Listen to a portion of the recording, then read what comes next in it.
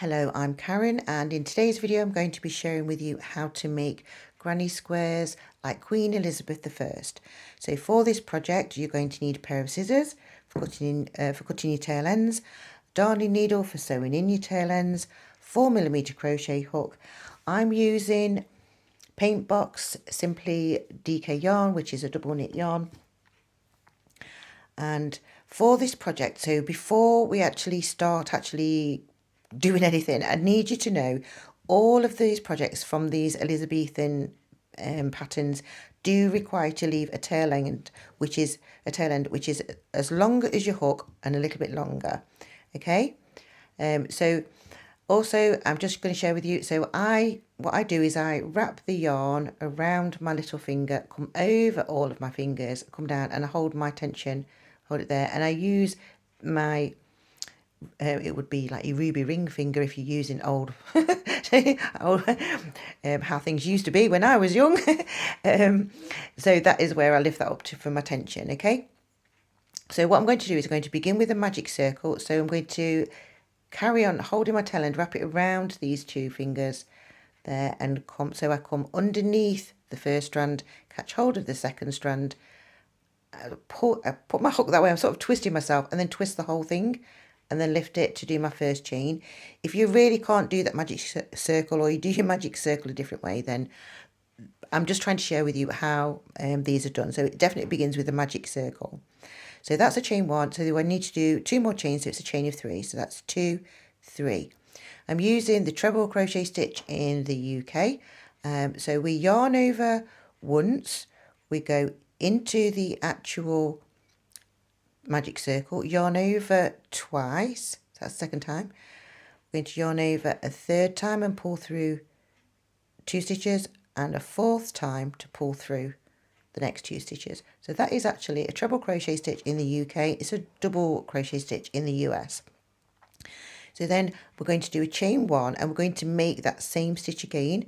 Now by doing this stitch and a chain 1 in between, it is also referred to as a V-stitch, which is how I found it in the manuscript.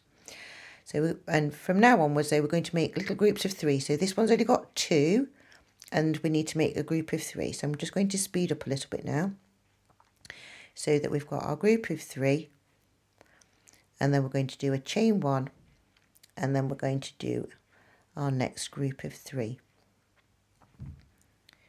like that,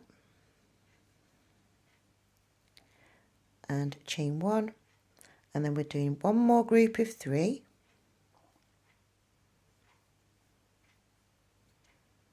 there. Then we're going to do a chain 1, and because we had 2 stitches there, we need to do one more stitch. So we're going to do that'll be the 3rd stitch, so that's belonging to this set. We're going to wanting to slip stitch into the top of the 3rd chain.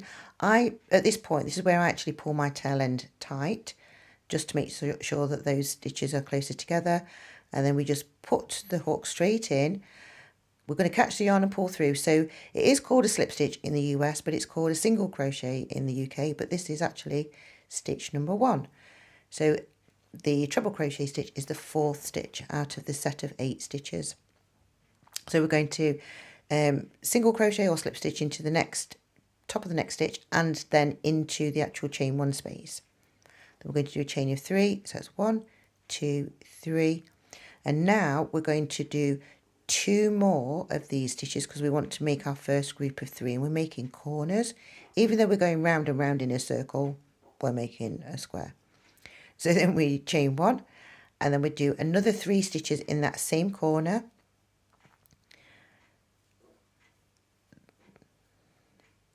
There. And then when we move to the next corner, then we're going to do a group of 3, a chain of 1, and another group of 3. I'm going to do that till we get all the way round, because these are just done in the round.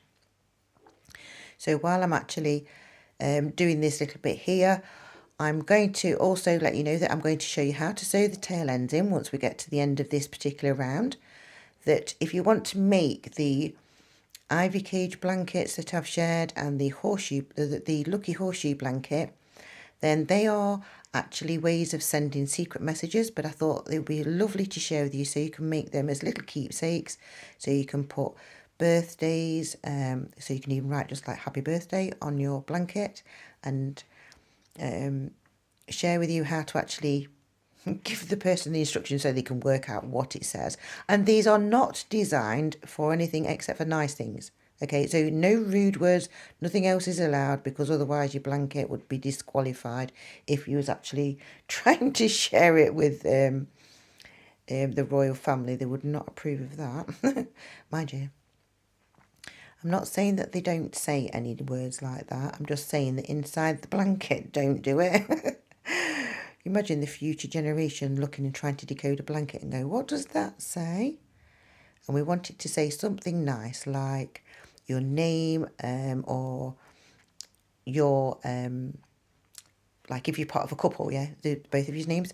Right, so we're just doing 2 rounds for this particular pattern. So I've slip stitched to the end there.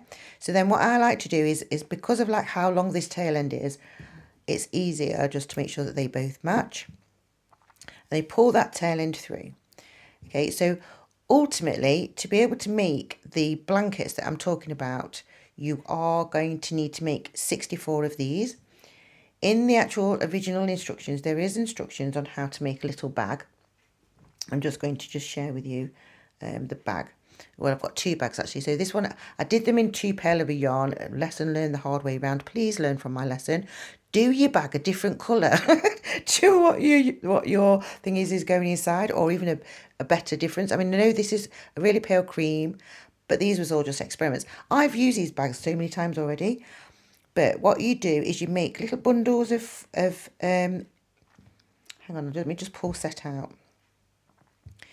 Right, so what you do is you make bundles of 4 of the squares. So you make them in little bundles, you do a little loop at the end, and then once you've got 8 of them, you use the tail end from this bag that you had to loop those together, so that when you look at the end of the bag, you know what's in the bag. So this bag here, let's move all those out of the way so it's easier to see, because there's lots of tail ends, yeah? So there's 2 groups. So here, if we counted the strands, we know we've got 8 squares that's already got the tail ends that's already to sew in. But this here is where I've actually already sewed the tail ends in. And then what you do is you reuse that. So this loop, so you've got there's 2 loops from the tail ends of this bag, and you just loop them together. And then you loop your tail ends together, and you've got all of your individual squares. You put them all nice in neat little stacks. Now, if you don't want to go to the trouble to make the little bag, I mean, because obviously I haven't even shared how to do it, but you just want to just get on with the squares. If you make the squares up to round 5, let me just show you this one, look, here. This is my actual like storage basket bag thing that I've got. I haven't sewn any of the tail ends in on the inside because it is purely my storage bag. But I've sewn in all the tail ends for the squares, but not for the join, because I thought if I ever needed an odd square, if these are not actually all literally sewn into place, I could pinch a square. But anyway, so this is the outside of them and this is the inside. So you make them exactly the same squares as these. You just make it up to round 5, and you need 14 of them to be able to make your bag. So you do 2 squares across the bottom. We show that, and then you just do the others all the way around. And that is enough to hold all of your squares. So for one of the blankets, you're going to need 64 squares. I'll just bring you over this blanket that I finished this one, by the way, for those that watch my other video. So it's absolutely beautiful. Well, I finished it as in finished the blanket. I haven't put the horseshoes on this one. But these squares are this one. And so I want to make things that match in now. So that's why I'm still crocheting with little white squares in the middle. But I just thought I'd also share, just move these things out of the way. So these are the ivy cage blankets that I'm on about, where you can actually write secret messages in. They've got little tassels on the end. This is the second one I did in the white and green. And this blanket here, even though it looks like red, it's not red. It's a lovely cerise hot pink. And I've got horseshoes on this one. So that's the horseshoe blanket. So I want to share with you bits and bobs, but obviously you need to make loads of squares. So I thought if I share with you how to make the squares, so you make a bag first. You need, remember, 14 of these size squares, and then you should start being able to make your squares, make them into little bundles of, oh, I didn't show you how to sew the tail end in. Quick, bring it back. Where's the one? Now, see, that's what happens when they're not done together. Let's show you just how to sew the tail end in, just so that you know.